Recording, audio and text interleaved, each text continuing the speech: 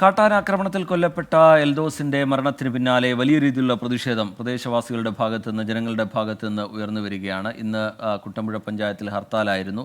ഉച്ചയ്ക്ക് ശേഷം നിശ്ചയിച്ച പ്രതിഷേധ സംഗമത്തിന് തുടക്കമാവാൻ പോകുന്നു എന്നാണ് മനസ്സിലാക്കുന്നത്. അല്പസമയത്തിനകം തന്നെ പ്രതിഷേധ സംഗമത്തിന് തുടക്കമാകുമെന്നാണ് മനസ്സിലാക്കുന്നത്. ശ്രീകാന്ത് വിവരങ്ങളുമായി ചേരുന്നുണ്ട്. ശ്രീകാന്ത്, പ്രതിഷേധത്തിന് തുടക്കമായോ? ശ്രീകാന്ത്,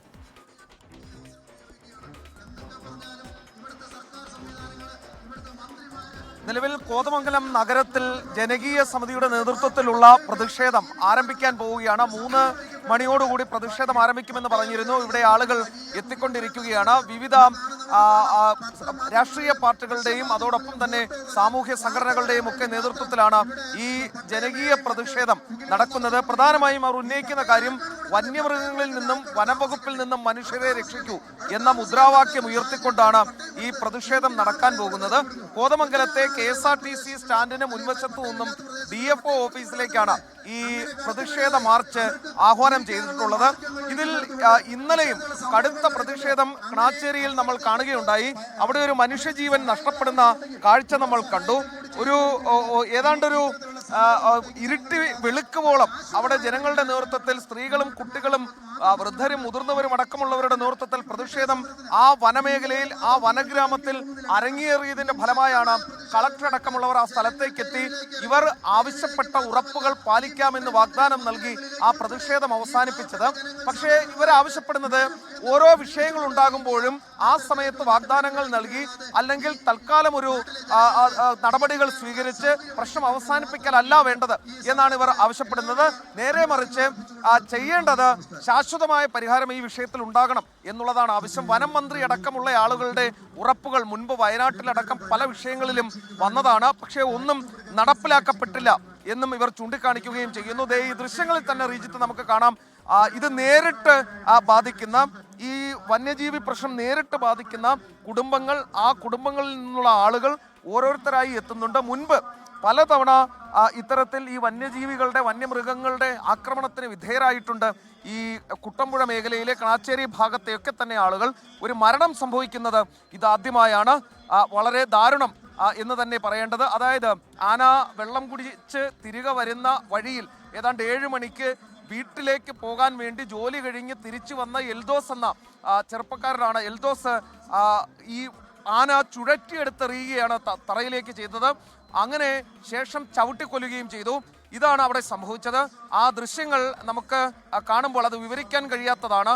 ആ മൃതശരീരം ആന നമുക്ക് വിവരിക്കാനാവുന്നതിനും അപ്പുറം വല്ലാത്ത രീതിയിലാണ് അവിടെ കാണപ്പെട്ടതും.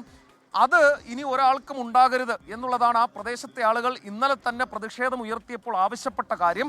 അതിൻ്റേതാണ് ഇപ്പോൾ DFO ഓഫീസിലേക്ക് ഇപ്പോൾ നടത്താൻ പോകുന്ന പ്രതിഷേധ മാർച്ചിൽ അവർ മുന്നോട്ട് വയ്ക്കുന്ന കാര്യവും.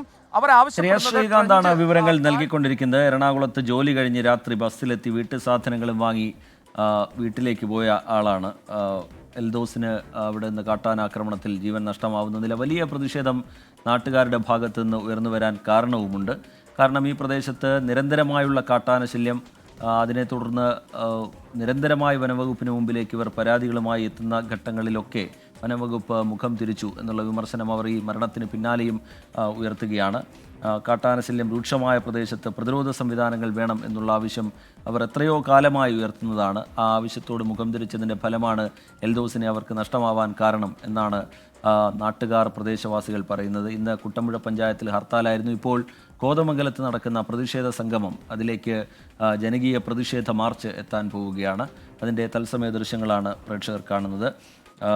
വനംവകുപ്പ് ഉദ്യോഗസ്ഥർ ഒരു പ്രശ്നം പറഞ്ഞ് വിളിച്ചാൽ ഫോൺ പോലും എടുക്കാറില്ല എന്ന വിമർശനം അവർ ഉയർത്തുന്നതാണ്. ഇതിപ്പോൾ കുട്ടമ്പുഴയുടെ മാത്രം പ്രശ്നമല്ല. സംസ്ഥാനത്തിൻ്റെ വിവിധയിടങ്ങളിൽ സമാനമായ രീതിയിലുള്ള പ്രതിസന്ധി വന്യമൃഗശല്യവുമായി ബന്ധപ്പെട്ട് നിലനിൽക്കുന്നതും അതിലൊക്കെ വനംവകുപ്പ് പ്രതിക്കൂട്ടിൽ നിൽക്കുന്നതുമൊക്കെ മുമ്പ് നമ്മൾ കണ്ടിട്ടുള്ളതാണ്. ഇതിപ്പോൾ ഒരാൾക്ക് ജീവൻ നഷ്ടമാവുന്ന നിലയിലേക്കാണ് കാര്യങ്ങൾ പോയിരിക്കുന്നത്. സ്വാഭാവികമായും വലിയ രീതിയിലുള്ള പ്രതിഷേധം ഉയർന്നു വരും. എൽദോസിൻ്റെ സംസ്കാര ചടങ്ങുകൾ ഒരു വശത്ത് പള്ളിയിൽ അല്പസമയം മുമ്പ് പൂർത്തിയായി കഴിഞ്ഞു എന്നാണ് മനസ്സിലാക്കുന്നത്.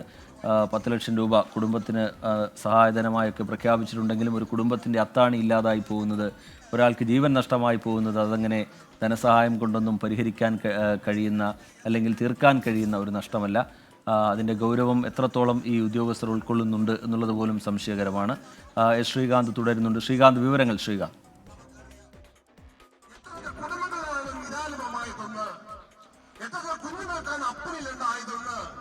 എത്ര സഹോദരങ്ങൾക്കാണ് അവർ സഹോദരൻ നഷ്ടപ്പെട്ടതെന്ന് എന്നിട്ട് എന്തേ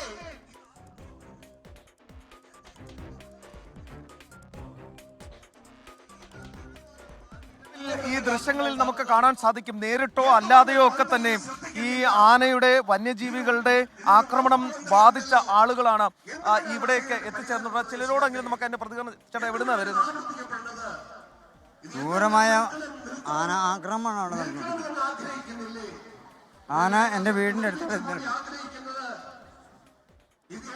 അമ്മ എവിടുന്നാ വരുന്നത്? ആനയുടെ ശല്യം വലിയ എത്ര കൊല്ലമായിട്ട് ഈ പ്രശ്നം? എല്ലാം ഞാൻ വന്ന കാലം പ്രശ്നം. ഒരാള് മരിക്കുന്നത് ആദ്യമായിട്ട്? മരിച്ചത് വേറെ കുറെ മരിക്കാറുണ്ട്. ഇതിപ്പോ ഭയങ്കര ഒരു അത്ഭുതമായിട്ടൊരു മരണം. വീടിന്റെ അടുത്തൊക്കെ കൂട്ടത്തോടെ വരികയും കൃഷി നശിപ്പിക്കുകയൊക്കെ ചെയ്യാറുണ്ടോ? എന്റെ വീട്ടിൽ ഈ മിനിഞ്ഞാന്ന് ആന വന്നായിരുന്നു. എന്റെ വീട്ടില് കുട്ടമ്പുഴ ശല്യമുള്ള മേഖലയാണോ താമസിക്കുന്നത്? കാടിന്റെ മനോരമ സ്ഥല. ഞങ്ങൾക്ക് മൃഗങ്ങളെ കൊണ്ട് ഒരു രക്ഷയില്ല. എപ്പോഴാ ഞങ്ങളുടെ ദൈവം ആന കൊണ്ടുണ്ടെന്നും പറയാൻ പറ്റില്ല. എവിടുന്നാ വരുന്നത്? കുട്ടമ്പുഴ. ആനശല്യമുള്ള മേഖലയിൽ തന്നെയാണോ താമസിക്കുന്നത്? ഈ ക്ലാച്ചേരി ഭാഗത്താണോ താമസം? അതെ അതെ അതെ. ആന ഇറങ്ങുന്നുണ്ടോ ആ ഭാഗത്ത്? വീടിന്റെ അടുത്തൊക്കെ വരാറും നിങ്ങൾക്ക് ബുദ്ധിമുട്ടുണ്ടാക്കാറും? ഉണ്ട്. മറ്റു വന്യമൃഗങ്ങളൊക്കെ ഇറങ്ങും. ഫോറസ്റ്റുകാരോടൊക്കെ പറയുമ്പോ എന്താ അവര് പറയുന്നത്? ഫോറസ്റ്റുകാരോട് പറയുമ്പോ അവരൊന്നും പറയില്ല. ഇത് റീജിത്ത്, ഇത് ഈ കുട്ടമ്പുഴ ആ ഒരു മേഖലയുടെ മാത്രം പ്രശ്നമല്ല. മറ്റ് നിരവധി സ്ഥലങ്ങളിൽ വിവിധ മേഖലകളിലായി പ്രശ്നം, സമാനമായ പ്രശ്നം നിലനിൽക്കുന്നുണ്ട്. മുൻപ് കോതമംഗലത്ത് നമ്മൾ ഇതുപോലെ തന്നെ വന്നിട്ടുണ്ട് ഇങ്ങനെ ഒരു പ്രതിഷേധത്തിന്.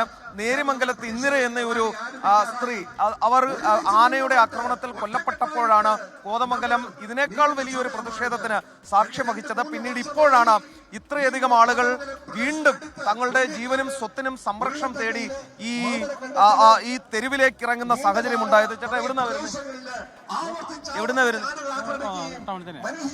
ഈ ആനയുടെ ശല്യമുള്ള മേഖലയിലാണോ താമസം? റീജിത്ത്, ഈ കോതമംഗലത്തെ മുഴുവൻ ആളുകളും, അത് ഈ കുട്ടമ്പുഴയിൽ നിന്നുള്ള ആളുകൾ പുറത്തേക്ക് വന്ന് അവരിവിടെ ഈ നഗരത്തിൽ പ്രതിഷേധം, അവരുടെ ജീവിക്കാനുള്ള അവകാശത്തിന് വേണ്ടിയുള്ള പ്രതിഷേധം രേഖപ്പെടുത്തുമ്പോൾ മുഴുവൻ ആളുകളും അവർക്ക് പിന്തുണയായി എത്തുന്ന ദൃശ്യങ്ങൾ, കാഴ്ചകൾ നമുക്ക് കാണാൻ സാധിക്കുന്നുണ്ട്. കുട്ടമ്പുഴ ഭാഗത്തു നിന്നുള്ള ആളുകളാണ് കൂടുതലായി ഇപ്പോൾ എത്തിക്കാണുന്നത്. കാരണം അവരെ സംബന്ധിച്ചിടത്തോളം കഴിഞ്ഞ ഒരു ദിവസം അവരോടൊപ്പം ഉണ്ടായിരുന്ന ഒരാളാണ് ഇപ്പോൾ ഇല്ലാതായിരിക്കുന്നത്. ജീവിക്കാനുള്ള അവരുടെ അവകാശം അത് കവർന്നെടുക്കപ്പെട്ടിരിക്കുകയാണ്. അത് ഓരോരോ ആളുകളും നമ്മളോട് സംസാരിക്കുമ്പോൾ ഓരോ ആളുകളും അക്കാര്യം വ്യക്തമാക്കുകയും ചെയ്യുന്നുണ്ട്. ചേട്ടാ, എവിടുന്നാ വരുന്നത്? ആനയിറമ്പിലാണോ താമസം? ഇടയ്ക്ക് ആന കൂട്ടത്തോടെ ഇറങ്ങി വന്ന് കൃഷിയൊക്കെ നശിപ്പിക്കുകയും മനുഷ്യന് ബുദ്ധിമുട്ടുണ്ടാക്കുകയും ചെയ്യാറുണ്ടോ? എല്ലാ തരത്തിലും ആന ഞങ്ങൾക്ക് ശല്യമാണ്. ആ നാടിന് ശാപമാണ് ആന. വനം വകുപ്പിന്റെ ശാപമാണ്. ഈ വനം വകുപ്പ് തന്നെ വകുപ്പ് തന്നെ പിരിച്ചുവിടണം. അങ്ങനെ മന്ത്രിനെ ആവശ്യമില്ല. ഈ കേരളത്തിൽ വനം വകുപ്പിന്റെ സംഭവം ആവശ്യമില്ല. അവരുടെ രോഷമാണത്. കാരണം കഴിഞ്ഞ ദിവസം അവരിൽപ്പെട്ട ഒരാളാണ് ഇല്ലാതായത്, അവരിൽപ്പെട്ട ഒരാളാണ് മരണപ്പെട്ടത്. അതിന്റെ രോഷം, അതിന്റെ വിഷമം, അതിന്റെ ദേഷ്യം അവിടുത്തെ ആളുകളിലുണ്ട്. കഴിഞ്ഞ ദിവസവും നമ്മളത് കണ്ടതാണ്. ഈ പ്രതിഷേധം, ജനകീയ പ്രതിഷേധം തുടങ്ങാൻ പോകുന്നു. അല്പസമയത്തിനകം DFO ഓഫീസിലേക്ക് മാർച്ച് ആരംഭിക്കും.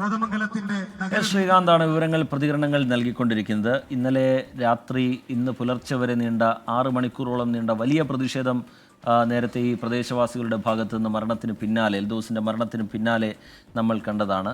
നിരന്തരമായി ഉയർത്തുന്ന ആവശ്യത്തിൽ പരിഹാരമില്ലാതെ, പരിഹാര നടപടികളില്ലാതെ എൽദോസിൻ്റെ മൃതദേഹം വിട്ടു നൽകില്ല എന്നതടക്കമുള്ള കടുത്ത നിലപാടിലേക്ക് അവർ പോകുന്നതും, പിന്നീട് ഈ പ്രതിഷേധക്കാർ ഉയർത്തിയ ആവശ്യങ്ങൾ അത് പരിഹരിക്കാം എന്ന ഉറപ്പ് അവിടെ വെച്ച് തന്നെ എഴുതി വാങ്ങുന്ന നിലയിലേക്ക് ആ പ്രതിഷേധം പോയി. അതൊരർത്ഥത്തിൽ ഈ പ്രതിഷേധക്കാരുടെ വിജയമാണ്. ഇപ്പോഴും ആ പ്രതിഷേധം അവർ തുടരുകയാണ്. കോതമംഗലത്തു നിന്നുള്ള തത്സമയ ദൃശ്യങ്ങളും പ്രതികരണങ്ങളുമാണ് പ്രേക്ഷകർ കണ്ടത്.